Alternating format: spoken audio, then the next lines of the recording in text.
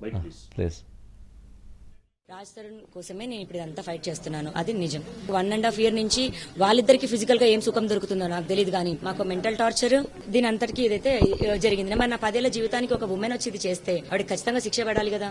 దాంతో పాటు రాజ్ తరుణ్ కూడా మరి నాకు అన్యాయం చేసినట్టే అయితే రాజ్ తరుణ్ కి పడాలి. వీడికి ఒళ్ళు బలిసి ఇంకో దాంతో తిరుగుతుంటే వాడిని తీసుకురాకుండా నేను రాను, నా ఇష్టం, ఈ రోజు దీన్ని తెచ్చుకున్నా ఈ రోజు వదిలేస్తా 1 year నుంచి జరుగుతుంది ఇది. 1 year నుంచి కూడా నేను రావాలి చేయాలి అనుకోలేదు. మహా అయితే ఇంకా సరే నా ఏడుపు నేను ఏడ్చుకుంటూ ఉందాంలే అనుకున్నాను. సినిమా అయిపోతే వెళ్ళిపోద్దేమో దాని దారిన అది అనుకున్నాను. దాని దారిన అది పోకుండా నన్నే దారి తప్పిద్దాం అనుకుంది. అదేమైనా మామూలుగా దారి తప్పిద్దాం అనుకుంటుందా? జైలు అనింది, జైలుకి పంపింది, ప్రాణం తీస్తా అంటుంది.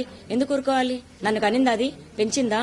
ఆమె వల్ల నాకు సినిమా అవకాశం పోయింది అంటే సరే పోనీ, ఒక అవకాశం కాకపోతే ఇంకో అవకాశం అనుకోవచ్చు. ఆమె తీసుకుంది నా లైఫ్ ని, నా భర్తని. మామూలుగా లేదండి.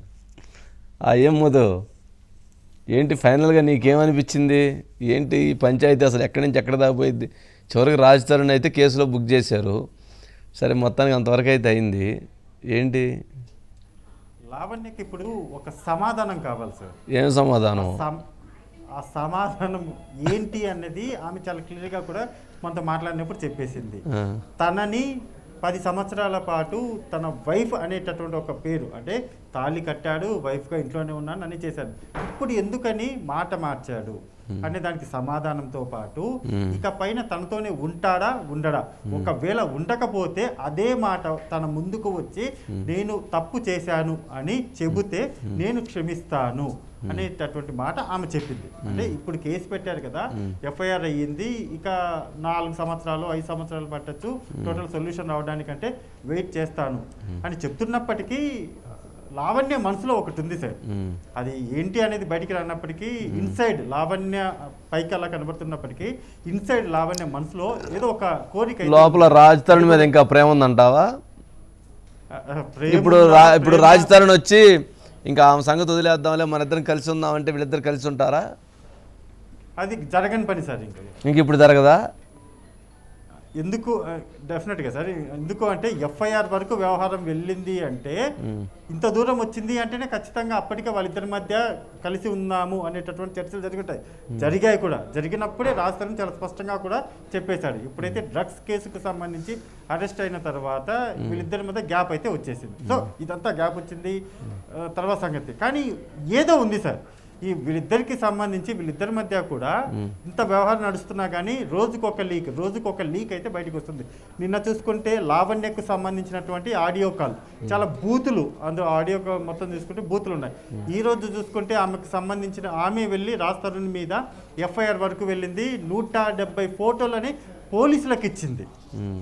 ఆ ఫోటోలలో కూడా చాలా క్లోజ్గా ఉన్నటువంటి ఫొటోస్. కానీ ఏదేమైనప్పటికీ ఇద్దరు ప్రేమికులు, రాజ్ తరుణ్ కావచ్చు, లావణ్య కావచ్చు, ఎఫ్ఐఆర్ వరకు వెళ్ళింది, మధ్యలో ఇంకొక మల్హోత్రా వచ్చింది. ఇవన్నీ కూడా పక్కన పెడితే ఫైనల్గా ఏం జరగబోతుంది?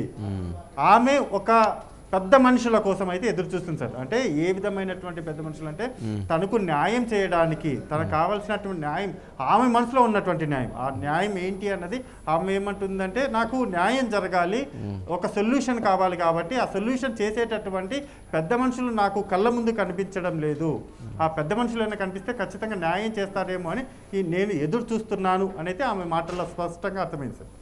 ఏమో నాకైతే ఏం అర్థం కావాలా అంటే ఇప్పుడు అసలు ఈ సినిమా ఏందో నిజంగా సినిమా రియల్ సినిమా తీసినట్టే ఉంది. రియల్ సినిమా బదులు రియల్ సినిమా తీశారు. మనం అన్నాం కదా, మనం ముగ్గురిని ఇద్దరు అన్నాము, కానీ ముగ్గురిని తీసుకొని పోయి అరికాలు కోటింగ్ ఇస్తే మొత్తం సెట్ అయిపోయింది. ఏముండదు, ఎవరి పాటికి వాళ్ళు సక్రమంగా లేచి వెళ్ళిపోతారు అంతే. దానికి ఇంక సొల్యూషన్ ఏం లేదు. అంటే టైం వేస్ట్ అవుతుంది, మీడియా టైం వేస్ట్ అవుతుంది, పబ్లిక్ టైం వేస్ట్ అవుతుంది. అసలు ఏంటి అసలు ఈ గోల ఏంటి అని అంటే, అసలు అన్ని సంవత్సరాలు కలిసి ఉండటం తప్పు, తర్వాత తను అబార్షన్ చేయించాడంటున్నారు, మరి అప్పుడు తను రిజెక్ట్ చేయాలి, అది తప్పు, తను ఒప్పుకోకూడదు, మరి అతను నమ్మించేమో చేసాడు, ఆ తర్వాత ఇది తప్పు, తర్వాత అమ్మాయితోటి ఇది అంటున్నారు, ఇది తప్పు, మళ్ళీ దానికి ఇంట్లో తీసుకొచ్చి ఇంకోని పెట్టుకున్నారు అంటారు, అది తప్పు.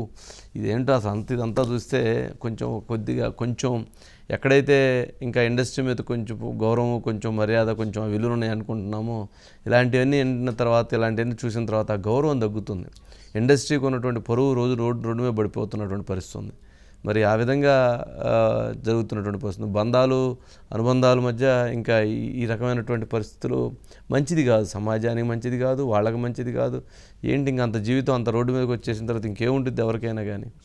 అతనికైనా బుద్ధి ఉండొద్దు, ఆ రాజతరునికి. ఏంటి గోలంతా న్యూసెన్స్, పోయి కూర్చొని ఎవరితోటో మాట్లాడుకొని తప్పు అయిపోయింది, లేకపోతే దీంట్లోకి వెళ్ళాలి. కానీ రోజు ఇద్దరిని పెట్టి మధ్యలో ఇతను ఇప్పుడు పోలీసు వాళ్ళు ఇంకా యాక్షన్ కేసు పెట్టారు, లోపలే లేదా లేదు సార్, ఇంకా అరెస్ట్ చేయలేదు. ఆ తొందరలో లోపల వేస్తే గోల అట్టన్నా పోయిద్ది. రోజు గోల అంటే బాబు, రోజు మనకి న్యూసెన్స్. లాస్ట్ టైము మనం ఇచ్చినటువంటి కథనాలు చూసి పోలీసు వాళ్ళే కరెక్టే, మహాన్యూస్ చెప్పింది కరెక్ట్గానే ఉంది, ఇలానే చేయాలి, మేము కూడా ఇలానే చేయాలనుకుంటున్నామని వాళ్ళల్లో వాళ్ళు ఒక ఏం లేదు, తొందర చేస్తే బెటర్. ఏం లేదు, ముగ్గురిని తీసుకొచ్చి కూర్చోబెడితే అయిపోయింది. 3 రోజులు తిండి తిప్పలు మరి ఆడ పెడితే సరిపోయిద్ది అనమాట. లాకప్లో వేస్తే స్పెషల్ ట్రీట్మెంట్ ఏమి ఇవ్వకూడదు. ఎందుకంటే ఇదంతా ఒక ఏమంటాము, ఒక సైకలాజికల్ ట్రీట్మెంట్, సైకలాజికల్ కూడా వాళ్ళకి ఒక ఫేమ్ వచ్చింది, డబ్బులు ఉన్నాయి, ఒక స్టేటస్ ఇది ఉంది, ఇగోస్ వచ్చేసినాయి, ఇగోల మధ్య ఒక పెద్ద యుద్ధం జరుగుతూ ఉంది. అబ్బాయి మరి 10 సంవత్సరాలు ఈ అమ్మాయితోటి ఉన్నప్పుడు మరి బాధ్యత ఉండాలి కదా. అబ్బాయి నాకు అసలు పెళ్ళి అంటే ఇష్టం లేదు, నేను పెళ్ళే చేసుకొని అంటున్నాడు. పెళ్లి చేసుకోకపోతే అమ్మాయిలతో కలిసి నేను రాసి పెట్టాడు ఆ అగ్రిమెంట్. ఏంటో దుర్మార్గం. ఏమోలే, న్యూసెన్స్ ఉంది, బాగాలేదు. నన్ను మనల్ని కూడా తిడుతున్నారు కామెంట్స్, మీకేం పని లేదు ఇట్లాంటి వార్తలు తీసుకుంటున్నారు.